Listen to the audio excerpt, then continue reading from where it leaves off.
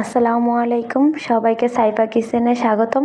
আজকে আমি আপনাদের একটি রেসিপি দেখাবো, সবার খুব পছন্দের বিরিয়ানি রান্নার রেসিপি। প্রথমে বিরিয়ানিতে কি কি উপকরণ লাগবে সেই উপকরণগুলো দেখিয়ে নেব। এখানে আমি 2 কেজি পোলার চাল ধুয়ে পানি ঝরিয়ে রেখেছি। 2.5 কেজি মুরগির মাংস কেটে ধুয়ে হাড় সহ রেখে দিয়েছি। কাঁচামরিচ,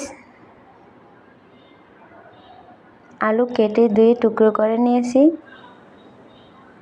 1/2 কেজি পেঁয়াজ কুচি করে নিয়েছি।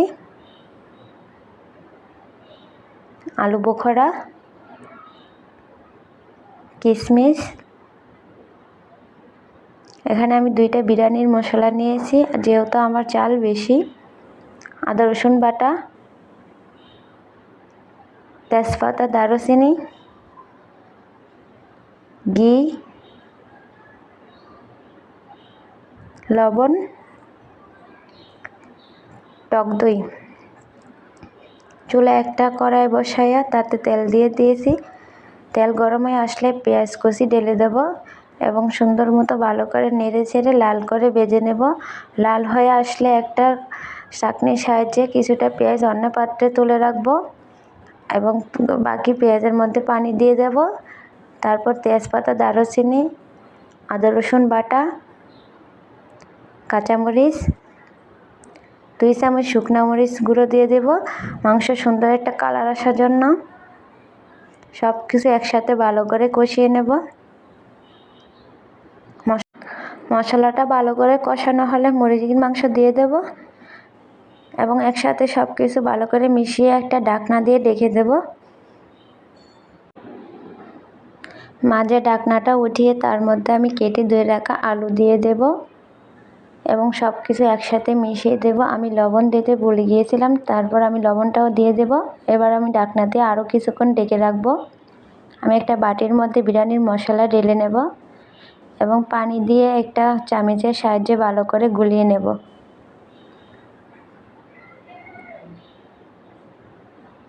এবার আমি বিরিয়ানির মশলাটা মাংসের মধ্যে ঢেলে দেব। সব কিছু আবারও একসাথে ভালো করে মিশিয়ে নেব। আবারও একটা ঢাকনা দিয়ে আমি ঢেকে দেব মাংসটা আর আলুটা সিদ্ধ হওয়ার জন্য। আমি অপর পাশে একটা পাত্রে পেঁয়াজ তুলে রেখেছিলাম, সেটা আবার ভেজে নেব একটু। ভাজা হয়ে গেলে তার মধ্যে আমি ধুয়ে রাখা পোলার চাল দিয়ে দেব এবং আমি সুন্দর করে পোলার চালটা নেড়ে চেড়ে ভেজে নেব। ভাজা হয়ে গেলে আমি এতে ফুটন্ত গরম পানি দিয়ে দেব। আমার 2 কেজি পোলার চালে একটা মগ দিয়ে মেপে নিয়েছি, 6 মগ হয়েছে, সেই সুতরাং আমি এখানে 12 মগ পানি দিয়েছি। চালের 2 ডাবল পানি দেব। সাথে আমার মাংসটাও রান্না শেষ হয়ে গেছে এবং পানিটা বলক আসার পরে আমি এখানে লবণ দিয়ে দেব,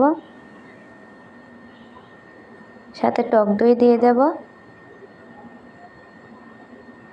এবং সব কিছু একসাথে মিশিয়ে নেব। এবার আমার রান্না করা মাংসটা ঢেলে দেব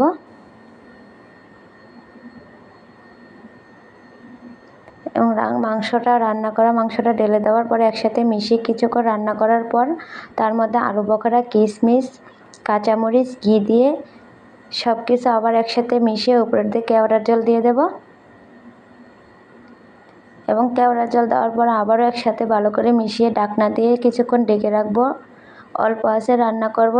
পাতিলের নিচে আমি একটা পাতলা কড়াই বসিয়ে দেব এবং অল্প আঁচে অনেকক্ষণ রান্না করার পর আমার বিরিয়ানি রেডি হয়ে গেছে।